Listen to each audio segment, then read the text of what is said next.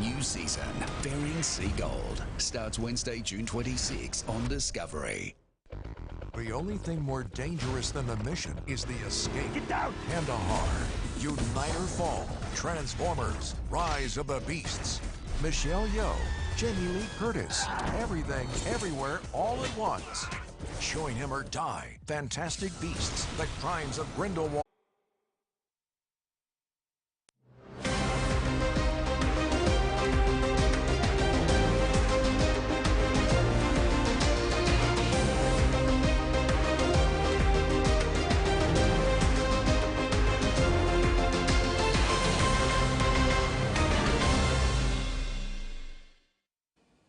Hello and thanks for joining us. I'm Carol Kidu Jr. And I'm Tracy Pat. Join me later for all the sporting details.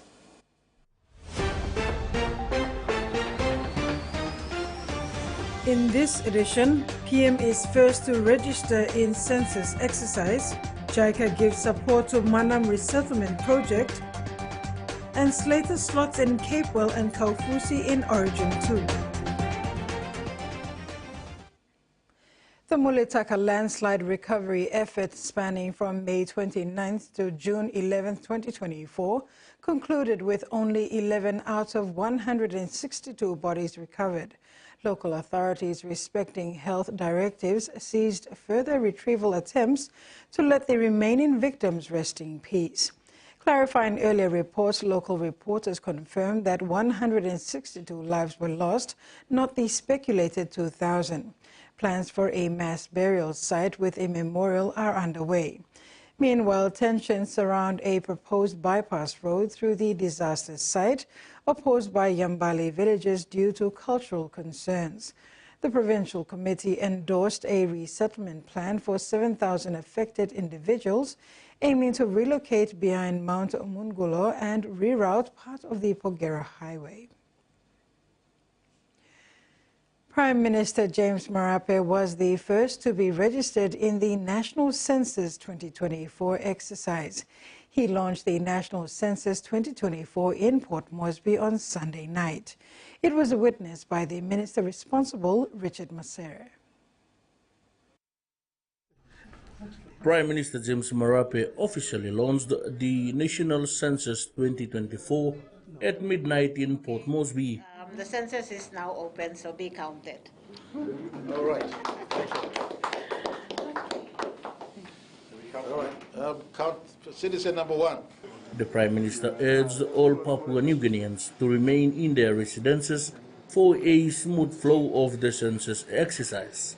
He stressed that the national census is very important as it enables government and planners to plan and structure development in the country.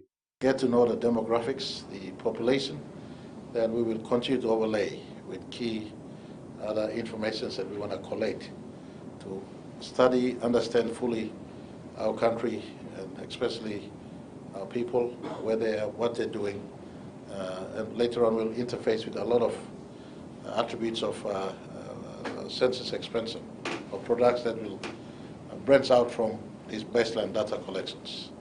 The Prime Minister also explained that all data collected will be uploaded to a cloud database and will be displayed on a dashboard at the National Statistics Office. This dashboard will show real-time data which will be collected by 22,000 volunteers from the public service around the country. He also assured the country that the government is committed to delivering the 2024 census. The foundation in which our outreach goes out to mobilize the numbers, but as I said earlier, this is not just 12 days of work.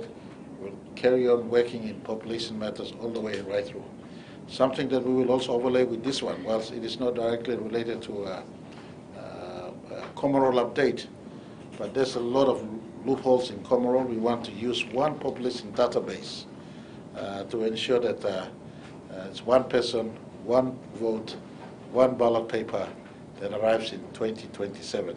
Minister for Administrative Services Richard Masere supported the call by Prime Minister Marape and urged citizens in the country to be counted. Today is a very important day for Papua New Guinea. As you understand, this is the single biggest event in the country where men, women, and even children, even foreigners who are in this country will be all registered. So it's much bigger than any other event we've done. It's a single event we do once a decade, and we are at that time in our country calendar now that we've reached the 10-year period, and then we need to collect the data. So the census is expected to run until September 2024. Meantime, the Prime Minister's household survey and census also took place last night in Port Moresby. Freddie Moe, TVWAN News. Madang province is yet to receive funding support to get the census exercise off the ground. Provincial Census Coordinator for Madang, Reid Kinjakali, said Madang has completed all necessary trainings, including a mock census recruitment and awareness at the national and provincial level. Training at the LLG level has been put on hold because of a delay in funding and training materials such as tablets, which will be used for data collection. In Madang, we have 19 LLGs and they are yet to start their training. Others have, but they are put on hold until further directives from Port Moresby, from the NSO headquarters. We are putting that on hold because most of the materials have not arrived. Materials includes the CAPI or the tablets and phones that will be the main component of the enumeration exercise, where data will be collected using those gadgets. With that, those materials haven't arrived yet, and there are training materials as well, and funding. According to the Madang Census Coordinator, Madang has so far identified 12 accessible sites and 7 inaccessible sites due to law and order issues or lack of government services. These regions include parts of Right Coast, Middle Ramu, Bundi, and the Transgogol areas. We have about 12 sites which are accessible, and only 7 that are inaccessible. That's from the Middle Ramu area, part of Right Coast, Nayudo, which is a conflict area, another in Gawa, in the Usunobundi district, and part of Madang district, Transgogol. A lot of government service in that particular area is not there too. We are taking that into consideration. Once we have the all DAs and the stakeholders are briefed through the Provincial Census Steering Committee meeting, then we will talk on deployment of security personnel and to cater for the current census exercise underway. Reid Kinjakali has imperatively called on the provincial government and the 6 district development authorities to support the census drive with funding. As for the provincial support, Madang has not received any provincial support from the provincial government, and so as the district development authorities, the 6 DDAs. But we need funding from the provincial government because this data belongs to the province. It's not a national data, it's especially for the planning purpose of our province. So I urge the Honourable Governor and the chairman of the DDAs, who are the honourable members, council president, to support where they can. We have to get this data right because we have the LG elections coming up. Kinjakali stressed that the census data is vital. It is given to the planning division, who can have an idea of population figures and then set out priority development aspects. He added that the current data is derived from the 2001 census and is overwhelmingly outdated. We need to know what's happening there and how many people are affected, and especially in the impact areas. This information will come from the census rollout. So it's very imperative that these DDAs, the 6 DDAs, and the Madang government. Salome Vincent, TV1 News. The 13th Festival of Pacific Arts and Culture, hosted for the first time in Hawaii, drew to a triumphant close with a vibrant celebration of Pacific Island cultures. From the opening ceremony at the University of Hawaii at Manoa to the grand finale, FestPac Hawaii 2024 showcased the resilience and creativity of indigenous Pacific Islanders under the theme Ho'oululau'i, Regenerating Oceania. The festival commenced with a spectacular wehena or opening ceremony characterized by a display of traditional dances and ceremonial rituals that underscored the rich cultural tapestry of the Pacific. Held against the backdrop of the lush Hawaiian landscape, the event marked a historic moment as the islands welcomed delegations from across the Pacific with open arms. A poignant highlight was the Wa'a ceremony at Kualoa Bay, where traditional voyaging canoes symbolized the festival's emphasis on cultural continuity and maritime heritage. Hundreds gathered to witness this symbolic gesture, affirming FESPEC's role in connecting Pacific communities through shared traditions.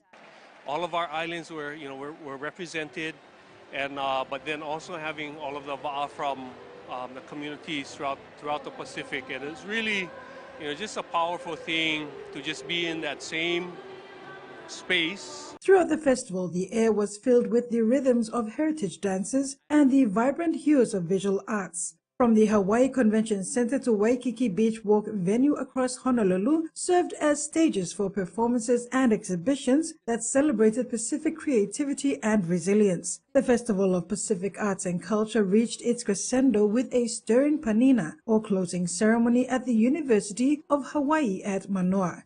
And it was with aloha that we saw you delegates and you leaders and all the people of Hawaii do what they can to bless each other with kindness. So it is the connection that has occurred. But in coming together as one Pacific in love with you, we want you to know forever that our home is your home, our people are your people, and we will continue to welcome you with love. Here, the participants from diverse island nations came together for a spirited parade of nations, symbolizing unity amidst cultural diversity. The ceremony honored the two-week celebration with reflections on the festival's impact in fostering cross-cultural dialogue and preserving traditional knowledge. And so our responsibility now is to assure that what this festival has done is set a trajectory forward, that it's not an anomaly that comes and leaves, that we've kindled and rekindled and established and reestablished our relationships with our Pacific families, and that we move forward in that way, that we nurture these relationships that we've now created. After the festival this weekend, the torch was passed to New Caledonia. New Caledonia will host the 14th edition in 2028. FESPEC Hawaii 2024 not only marked a milestone for Hawaii as the first-time host, but also served as a poignant reminder of the resilience of Pacific Islanders in the face of global challenges. As the festival concluded, it left an indelible mark on attendees, showcasing the enduring power of arts and culture to unite communities and inspire future generations. Papua New Guinea captivated audiences with its vibrant cultural displays and traditional performances, showcasing intricate dances and crafts, leaving a lasting impression. In a 12-minute retrospective from its opening to closing, FESPEC Hawaii 2024 encapsulated a journey of cultural exchange, creativity, and unity, setting the stage for continued celebration and preservation of Pacific traditions worldwide. Responsible environmental management is always central to the New Porgera Limited operations. New Porgera Limited made these remarks when responding to concerns raised by the Porgera riverine landowners on mine waste recently. When responding to claims raised by the Porgera riverine landowners on mine waste recently, Barrick New Guinea Limited, operator of the Porgera mine, says the Porgera mine had always been operated in strict compliance with environmental laws and the terms of the environmental permits for the project. The company, in a statement, said as a leading gold mining company, New Porgera Limited is committed to the highest standards of environment stewardship and achieves this through compliance with its environmental permits, conditions, and operating in accordance with the approval, environmental management, and monitoring plan that follows strict environmental conditions pursuant to the Environment Act 2000 of Papua New Guinea. The company further stated that the conditions of Porgera mine are set out in its two environmental permits, which are regulated by Conservation and Environmental Protection Authority. However, The Pogara Riverine landowners warned Berwick New Guinea Limited and New Pogara Limited not to dispose male tailings and the other erodible waste into the Pogara River without proper consultation and consent from the landowners. The landowners said the waste discharged into the river has caused environmental damages into the river system. The company clarified that the PNG government, after considering the geographical context, specifically active seismic tectonics and heavy rainfall, saw the riverine tailings disposal as the safest option and defined a mixing zone in the rivers downstream of the waste discharge. Prior to discharge, tailings undergo a two-stage treatment process to comply with stringent discharge criteria. The company said it is a strict regulatory government requirement that NPL undertakes regular monitoring at designated monitoring sites along the Lagaip River, Strickland River, and within Lake Murray. Freddie Moe, TVWAN News. This is TVWAN News. After the break, JICA backs Manam Resettlement Project.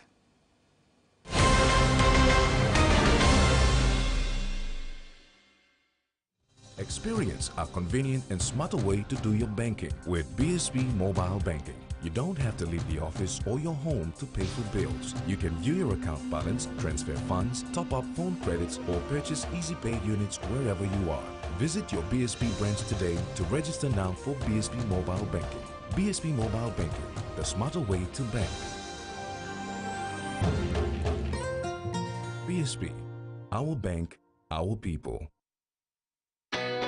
A true champion is measured by their courage, their determination, and their passion to never give up and to always keep trying.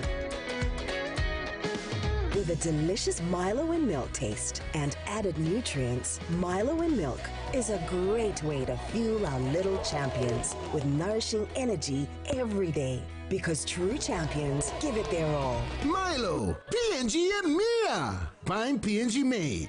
Open lens.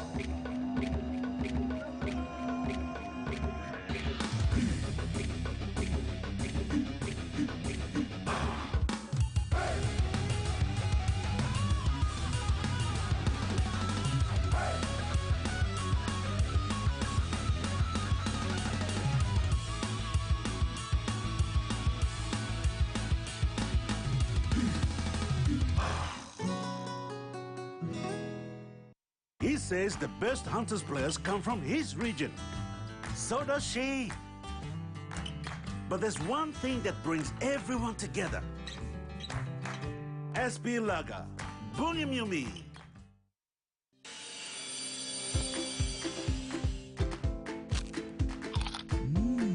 Right across the nation, we eat snacks crackers.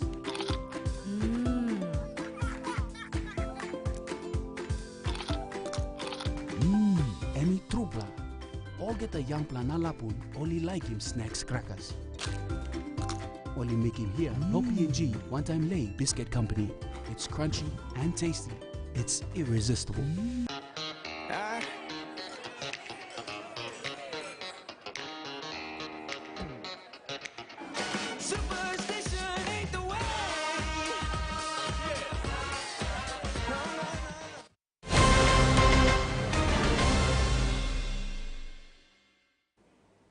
Welcome back. Japanese International Cooperation Agency, or JICA, through its contractor Ingersoll Corporation, have come on board to assist in the construction of roadworks and bridges at Underroom, where the displaced people of Manam Island will be relocated. The Manam Resettlement Authority, or MARA, has reached an agreement with JICA on this. This engagement is seen as a boost for MARA in getting the job done efficiently, as it is aligned to their vision of resettling the displaced Manam Islanders, ending the project come 2030. Richard Bayer is the CEO of Manam Resettlement Authority. He met with representatives of Ingersoll Corporation, the contractor to Japanese International Cooperation Agency, or JICA, and expressed that equipment has always been an issue for them. This has resulted in delayed roadworks to Underroom, the resettlement location for the displaced Manam Islanders. Other issues like accessing gravel to build the roads have hindered progress. Under its capacity development on road maintenance initiative, JICA has proposed to support the Manam project with expertise training, technological support, and infrastructural development. Koishikawa Kazuharu, a senior engineer with Ingerosec, is coordinating this initiative. He met with Mr. Baya and Dr. Figa Boga, chairman of the authority, and technical officers to discuss where support will be applied. Most important thing is sustain.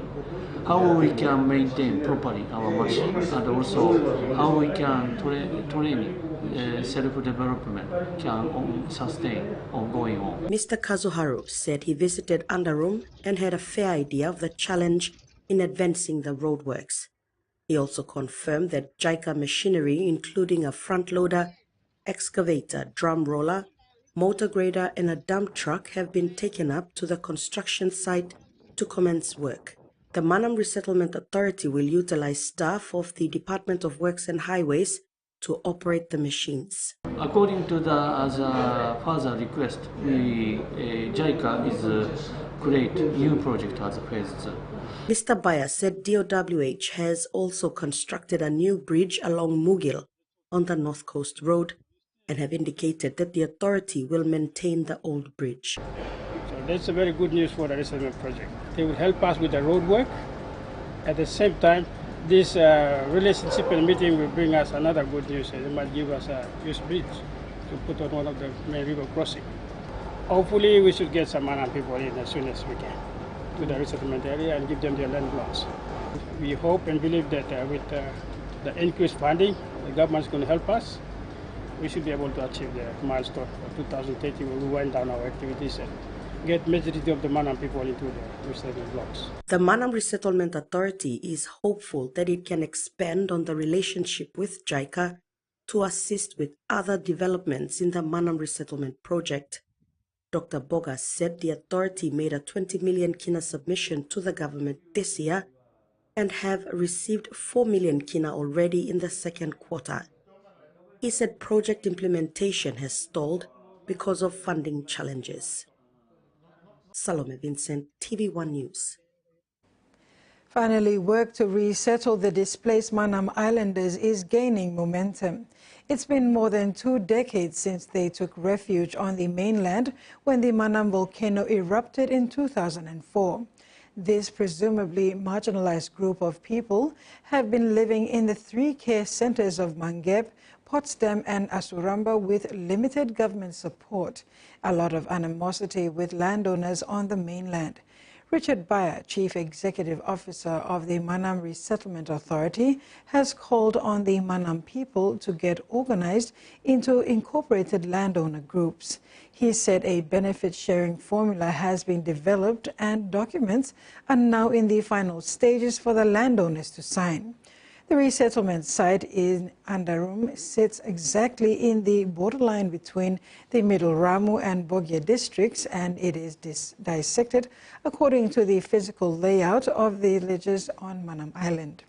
The concept plan recognizes the 5 clans of Manam Island with equal benefit sharing according to land mass distribution and the monetary value that should be gained from it.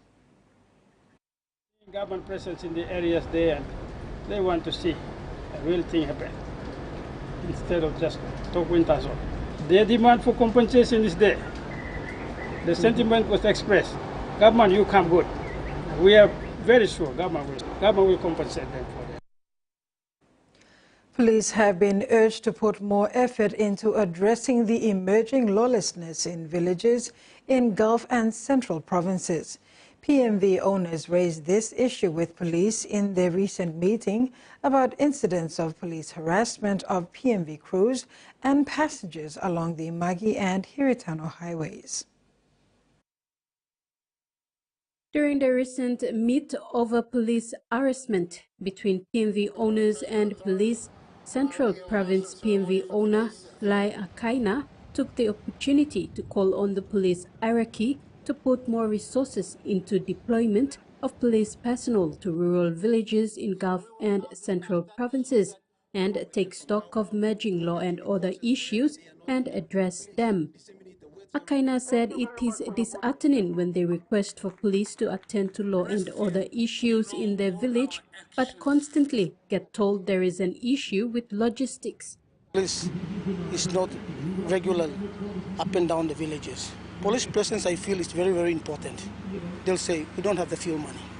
They'll tell me, we have the tire flat. How can we run the village without a policeman? Because some cases are police cases, where this is not a chief case. He said when ethnic disputes occur, authorities cannot be depended on to prevent, stop, and dissolve it. Never address it now until to now, and now it's becoming bigger now. If only they address it at a small level, it should at least President of the Gulf PNV Association, Paul Piver, shared similar sentiments, urging police to go into the villages and have dialogue with the people, create awareness about the consequences of breaking the law, and give villagers some level of confidence in the police force. He said at the moment, local villagers only know police to harass travelers along the highway. Going issues that we have. Now, the seculars now given to you guys, see the laws that the government, our government amend all these laws. It has been already passed. And some of us, we don't know this. When the police, try to ask us for these things, we usually say police are harassing us, police are trying to rob us. Tracy Pa, TVWAN News. Gepsi John is a PNV owner from Rigos Central Province. He said PNV operators from other routes often use their highway to do business and are often involved in law and order issues such as starting fights with villagers after an argument, and it has resulted in injuries and even death. John put this point forward to stress on the need for police to put more resources into law and order presence in villages on the Magi and Hiritano highways. Other routes, PNV routes operating in urban areas, they travel down to Kwikila. That's where they used to cause problems. After returning, then we usually have that accident like fights with the drivers, and they come and they mobilize and they come and attack us on the road. That's the reason why it's not really unsafe for urban buses are operated to travel down to Kwikila. And now to the finance news. The Kina closed lower at $0.2604 US in the interbank market. At Bank South Pacific, our Kina was buying $0.2530 US, $0.3769 Australian dollars, $0.2264 euro, and 39.38 Japanese yen. Looking at commodity prices at New York close, coffee, cocoa, and palm oil closed higher, gold, crude oil, and copper closed lower, while copper closed the day unchanged. And on the stock market, the Dow Jones closed lower, ASX closed lower, and all ordinaries closed lower as well. You're watching TV1 News. We'll have news making headlines overseas when we come back. Stay tuned.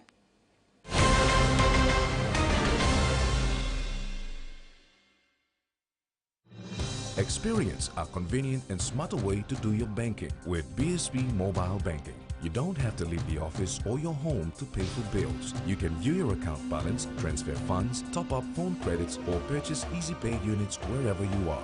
Visit your BSB branch today to register now for BSB Mobile Banking. BSB Mobile Banking, the smarter way to bank. BSB, our bank, our people.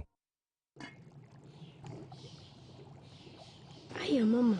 You wait then, but me add him special flavor. Put in more flavor, put in more taste. magic kakaroke, get up and big smile on face. Time for Kim chicken, a grateful mood too. Sip, sip, the moo, yes, magic on you. Magic, the taste PNG loves.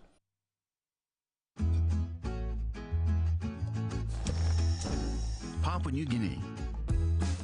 We love a reason for a family gathering. A reason to play. A reason to ignite the flame. A reason to cook the best with the best. Flame Oil, now PNG made for PNG cooking. Flame Oil, winning taste. Enjoy life when we work together, making happy memories that last forever. Haren Kok Yang, a roll, a scale rice family meal with toast. To bring out the smiles, cause it's a favorite by miles. Seni Sigola, scale rice, low scale price. Seni Sigola, scale rice, low scale price. But you like him? Hardware House is more than just a store. It is where quality meets affordability, where culture is proudly celebrated. Spanning 9 provinces, we pride ourselves in offering top-notch customer support and services. We're more than just a store. We're more than a brand. We are Hardware House.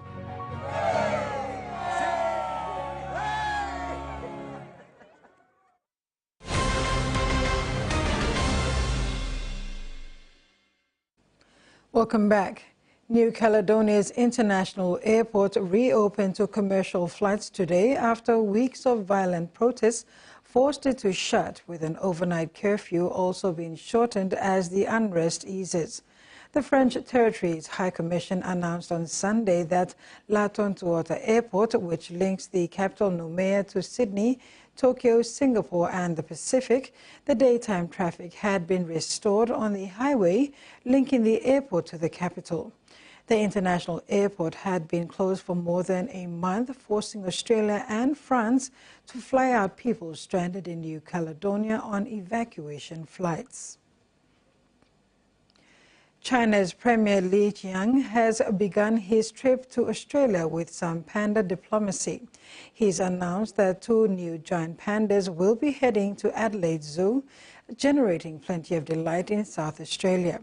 But the visit will shift to more difficult terrain when Premier Li sits down for official talks with Prime Minister Anthony Albanese in Canberra. Some gifts are impossible to refuse. Adelaide's famous panda pair, Wang Wang and Fu Ni, have won hearts, but failed to create any precious offspring. Enter China's second most senior leader with a goodwill gesture. What I want to tell you is that we will provide a new pair of equally beautiful, lovely and adorable pandas to the as soon as possible. An easy bid for hearts and minds. Can I say how grateful we are for your generous offer? It's a rare gift, but one that comes at little cost to Beijing. And its critics here say Australia's focus should remain squarely on repression in China. Ever since 1949, there has been a genocide happening in China to the Uyghurs. But for today, both sides were keen to emphasise the positive. The Premier also visiting an Adelaide winery. Peter is the finest winemaker in Australia. Can we quote that, please? Sipping Australian red, which is now flowing back into China after Beijing lifted crippling tariffs. It comes after 2 years of very deliberate, very patient work by this government to bring about a stabilisation of the relationship. The symbolism of the trip to the winery cuts both ways. Labor wants to highlight how stabilisation has ended Beijing's campaign of trade punishment, bringing real benefits to the industries which were slugged. But it also simultaneously highlights how China has been willing to use economic coercion against Australia, a decision which has profoundly shaped the government's attitudes towards it. The Premier winging his way to the capital. We want the Australian government to ensure that human rights is not swept under the carpet. As ever with China, there are choices and trade-offs, few of them easy. An environment group has joined up with Indigenous rangers to strip tons of plastic waste from the Territory coastline. But the work provides only temporary relief, so they're calling on federal government to slow the rapid production of plastic. Sea Shepherd is appealing to Australia to consider adopting taxes on plastics production like those seen in the UK and other European countries, ABC reports. Off the Arnhem Land coast, the beaches of Elcho Island are littered with plastic waste. The clean-up for this Indigenous ranger group is a depressing task. They're worried about animals and microplastics filling the fish we eat. The turtle sees the plastic and they think it's a giant jellyfish or something and they go for it. The rangers have welcomed the help of environment group volunteers who've come from across the country as part of their annual Northern Coastline clean-up programme. In just 1 week, they've removed 7 tonnes. A big thanks to the Sea Shepherd crew who came along and helping us doing beach cleanup because, like I said, it is a big job. Much of the plastic has drifted south from Asia. But those countries, have our rubbish going to them. So, it's a global problem. It's not an Indonesian problem. It's made by Western companies. The United Nations estimates that 11 million tonnes of plastic goes into the sea each year. That's 220 billion of these water bottles. So environment groups are arguing that Australia should start taxing the production of any plastic that doesn't include recycled material, in line with Spain, Italy and the UK. If we were recycling them and then making recycled plastics cheaper than virgin plastics, I think we'd see the plastic producers globally look at making reusable and other options. The Federal Environment Minister says she's working with state governments on new rules to ensure all packaging in Australia is designed to be reused or recycled, and there will be mandatory targets for recycled content. But until those come in, this cleanup provides just a temporary reprieve. The sad thing about it is that it's going to keep coming. The partners hope their efforts will inspire others to care. And it starts with you, a single person. There have been major disruptions on Sydney's rail network. Commuters have been impacted as workers carry out urgent repairs in the city's west. It's been a frustrating start to the week for many commuters here in Sydney, with major train delays across western parts of Sydney's train network. Now, those were caused by major signal issues at Harris Park Station, just west of where I am now. Those began at around 4 a.m. and persisted right through the peak travel time for many Sydney commuters.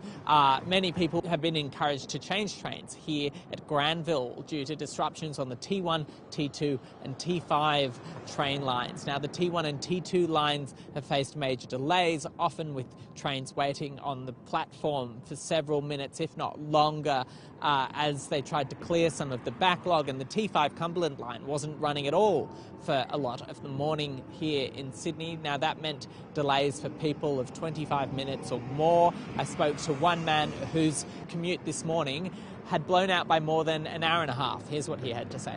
Very inconvenient today. How much time has this cost you? At least for 1.5 hours. Like starting your week on this note, that will be pretty frustrating. Yeah. Now, Transport for New South Wales resolved the issue as at 8 a.m. this morning, but there have been knock-on delays right across the rail network, concentrated further west of here between Blacktown and Penrith stations. They said that they've expected those to have impacts throughout the day, but should be easing into the early afternoon. The Kabi Kabi people have been formally recognised as the native title holders of the Queensland Sunshine Coast. The order applies to over 350,000 hectares of land from Gympie to Bribie Island. The federal court has formally recognised a native title application for more than 365,000 hectares of land spanning across Noosa, Gympie, Bribie Island and the Sunshine Coast. In a special hearing today, the Cubby Cubby people's non-exclusive rights for land and water were recognised. It's the first occasion in Australia's east coast where native titles were recognised for urbanised areas. It was emotional scenes inside court for the Cubby Cubby people. Here's what they had to say outside. We had some trials to go through to be included on this native title claim. So it's been a real journey. And so talking about native title and everything like that and the value of what the Sunshine Coast means to us. And it's not money value that's important to us. It's our Dreamtime stories that connect us to our country. For our people to take timber or whatever to make boomerang spears, plants, whatever, our fishing rights, all that's in our hand today, and we can proudly walk away here today and we have been empowered. The ruling will allow the community to start growing authentic outcomes for across the region. A cross-section of Canberra musicians have put on a charity gig with all proceeds raised to go to supporting Australian doctors working in Palestine. The event was put on by two Jewish mates who say their faith inspired them to act. A world away from Gaza, Canberra musicians came together for a purpose. It's the only way to express the horror and the love. Really, it's the only way I can truly communicate how it makes me feel, and if anyone wants to hear it, thanks. Not a protest, but an opportunity to fundraise for a charity which supports Australian doctors working in Gaza. $7,000 was raised before the event even began. This one is meant to be a way for a community to gather and to raise some money and to feel a little bit less powerless. It seemed like a good way to bring people together and raise a bit of money for the cause and feel like we're doing something rather than nothing. The gig for Gaza was organised by two Jewish mates who say they couldn't sit quietly and do nothing. Standing up for Palestine, holding events like this, going to protests is all quite holy work. It's holy acts for me. Well, it's not just as a Jewish person, but as a person, it's really hard to watch the immense loss of civilian life and horrific famine and awful conditions people are being actively put under over there and not feel like you want to do something. The event was a sellout, with Canberrans keen to hear a diverse range of musicians perform. My dad's Jewish, so I've got kind of close connection to the Jewish community, and so it feels particularly important for me to show my support for Palestine at the moment. Sending practical support and keeping hopes high at home. This is TVWAN News. Tracy returns with details of round 10 of Digicel ExxonMobil Cup, and Maroons and Blues reveal lineup for Game 2.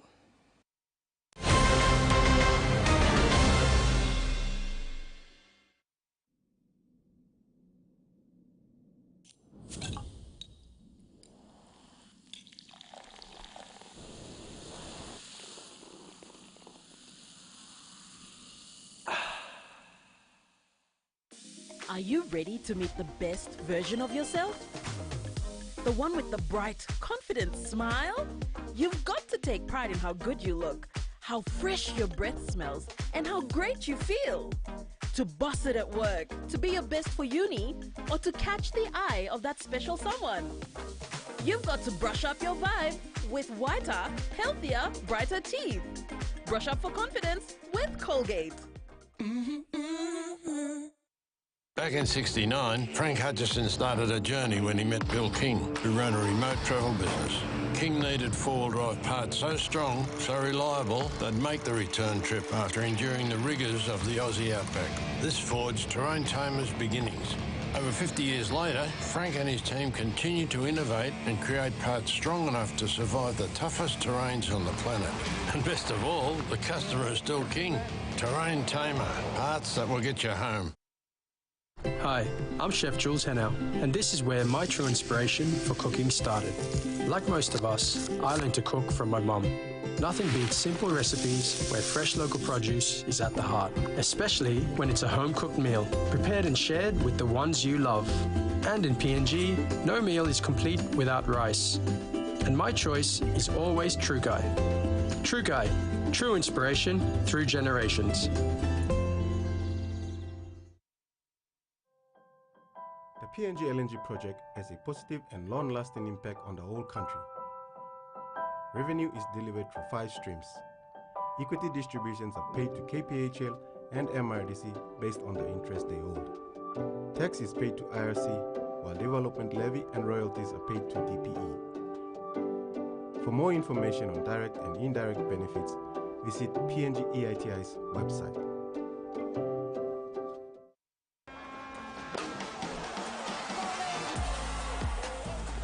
It was hard down over long on. Big shout for LBW and Ali now strikes.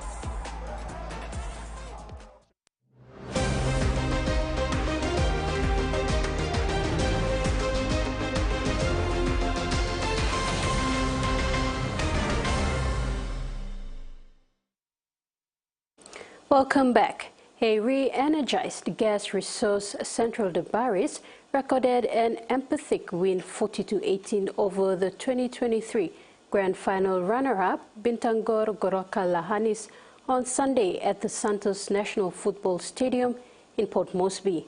Under new coach Solomon Kulu Niasi, Sunday's victory could be the biggest winning margin yet in their short history. He attributed the win to the team's culture of hard work, commitment, persistence and discipline.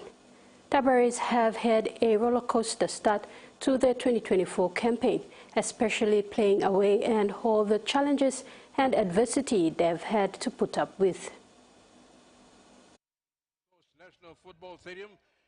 At the back of a solid pre-season, the Central Province franchise has turned the corner going into their 5th season in the National Rugby League competition. With a decent mix of youth and experience in their playing group this season, the Baris put on a statement for the 2023 Grand Final runners-up Lahanis on Sunday, piling on 40 points to 18 and aiming for a top 6 finish. The Baris snippy number 6, Lotte Koman, opened the scoring from 10 meters out, weaving his way through some unsuspecting Lahanis defense for a 4-pointer. On the counter, Lahanis were able to work their way back into the Baris' red zone before rampaging prop Zebiri Ruba crashed over to take a 6-4 lead. Lahanis gave away a costly penalty with Koman converting it to draw level. Lahanis had a number of scoring chances but lacked the finishing touches due to errors in their execution. The Baris took another opportunity at the other end with centre Stafford cutting back on the inside to beat Lahanis' defense for a 10-6 lead. The Baris extended the lead after reserve forward Xavier Turi took a number of defenders with him to the line for a 16-6 lead. The Baris' scoring spree continued this time. Meko speed sensation Bartholomew Evie chasing down a kick, scooping up the ball for a sensational touchdown to lead 22-6. It was all one-way traffic when the Baris' original try-scoring freak, Douglas Pirika, adding his name to the score sheet, the first of his hat-trick, to lead 28-6. And Pirika is there, and I think this should be a... Lahanis would never say die with 2 late tries to Joseph Carrara and Christopher Urakusi before Pirika added 2 more tries to close out the match at 40 points to 18. I'm happy for the boys. There were areas there where we can improve fundamentally. I think we play Qatas next week, so little tidy things we need to get right, fundamentally strong, and then hopefully we can get the job done next week. Thank you so much for your time. You know, the Lahanis are coming out. They've come back to a 2 points win over the weekend, and I've been not playing both 2 games, so off the bench, Mr. Long time in the league, so we can set, so at least all boys can play hard. Good plus strong again. Thank you. Terry Longwood, TVWAN Sports. Also in Port Moresby, a youthful Lace Necks Tigers outfit put on a class-act performance on Sunday to humble a star-studded Moni Plus NCDC Port Moresby Vipers 28-18. Under former PNG Hunters goal-kicking guru Noel Zimming and the new-look Tigers had to catch call up on the services of their four Hunters presentation players, Joshua Mire, Finley Glare, Robert Matias and Sani Wabo for leadership and direction around the park. Back towards the middle, finding Mire. Tagged as the main event of the Port Moresby doubleheader, Tigers-Vipers matchup had a lot at stake for both teams to consolidate their current standings in the top six, while a loss would see them falling out of the top six calculations as the competition ramps up heading into the business end of the season. In his second stint as Tigers head coach, Zemming is more into blooding in a lot more youths coming through the Tigers pathway system and giving them that opportunity to compete at the next level. Sunday's clash saw the Tigers off to a flyer with tries to hooker Emmanuel Alfred and winger Douglas David in the opening half, setting the platform for their resounding victory. The Tigers' attacking prowess, especially their slick ball control with speed and energy, got the Vipers' defense on the back foot on a number of occasions and had to work overtime to stop the fast, mobile Tigers pack.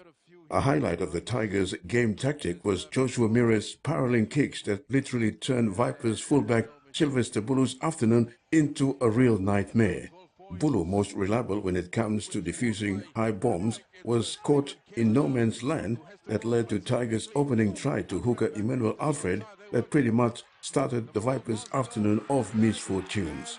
The Tigers' winger continued his good scoring form, picking up his second try for a 16-zip before the Vipers' 5'8" Joel Genner picking up a stray ball from a Tigers' mistake and streaked away untouched to trail 6-12 until halftime. Vipers came out of the shed with renewed vigor and determination to start strong in the second half.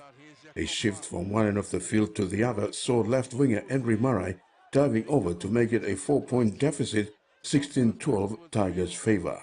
As intensity of the game came to a boiling point at times with tempers flaring, resulting in players from either side sin-binned for dangerous play. The Tigers, with a whale of possession and field territory in the second half, did pay off with 3 more tries to seal an emphatic victory against the more fancied Vipers, who managed to score a late try to make it 18-34 at full time, Tigers' favor. Terry Longwood, TV1 Sports. Queensland Maroon coach Billy Slater today confirmed the Maroons lineup for Game 2 of the State of Origin series at the Melbourne Cricket Ground. Slater has made 2 changes.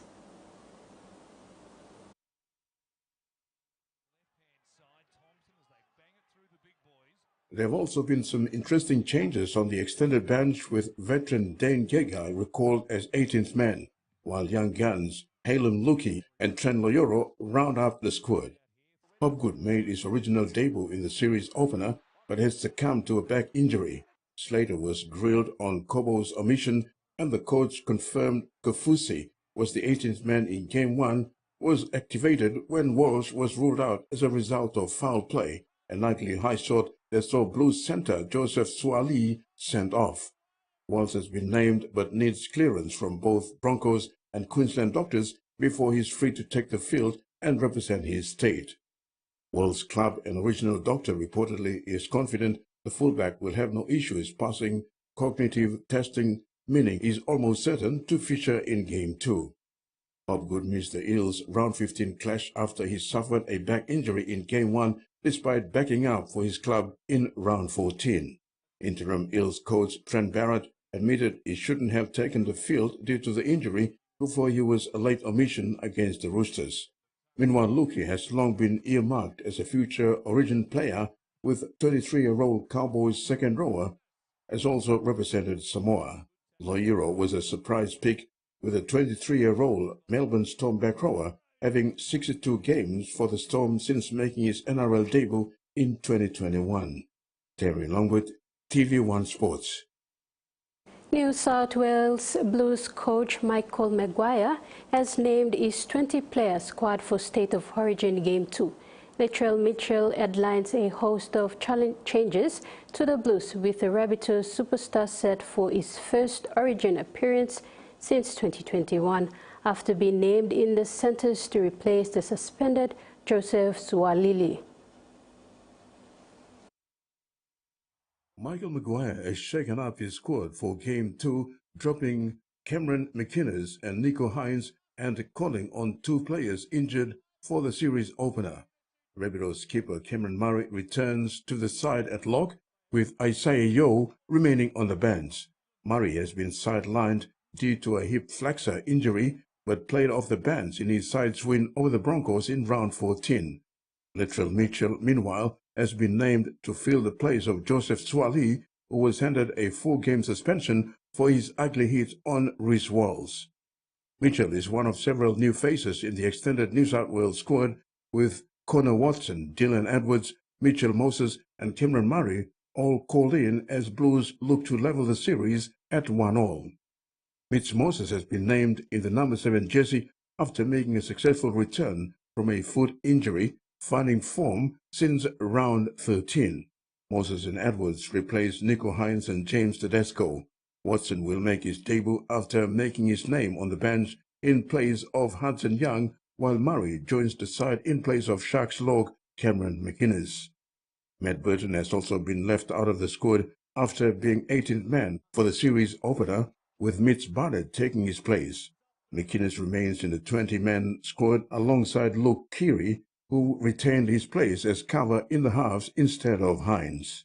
Terry Longwood, TVWAN Sports. The Papua New Guinea men's soccer team scrambled to defeat in the hands of Fiji 5-1 in their opening Ground B match at the OFC Men's Nations Cup in Suva, Fiji on Sunday. PNG's only goal came from Tommy Semi. At half-time, Fiji led by 2 goals, with PNG yet to capitalize for a score, leaving them scoreless to the break. Fiji stamped their foot to claim victory with 3 more goals in the second half to win. PNG head coach Warren Moon was disappointed in the poor defense in the entire match, but added that his team will certainly brush this off and look forward to the match against Tahiti on Wednesday, June 19th. Fix, and I think we'll put up a much better showing against Tahiti. This ends the sports segment, and now the weather focused with Carol Kidu Jr.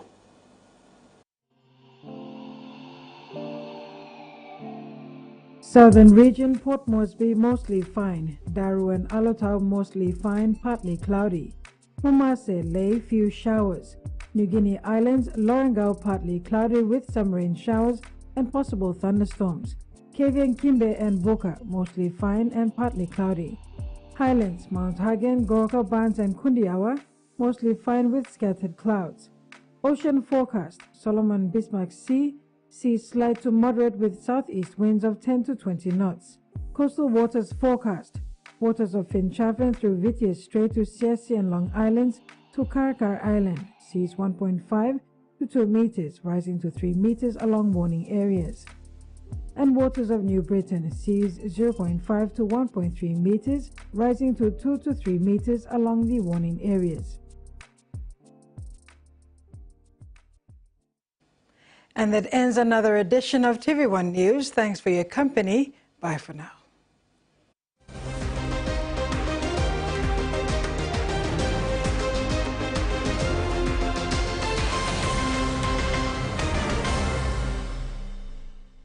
The TV1 News was proudly brought to you by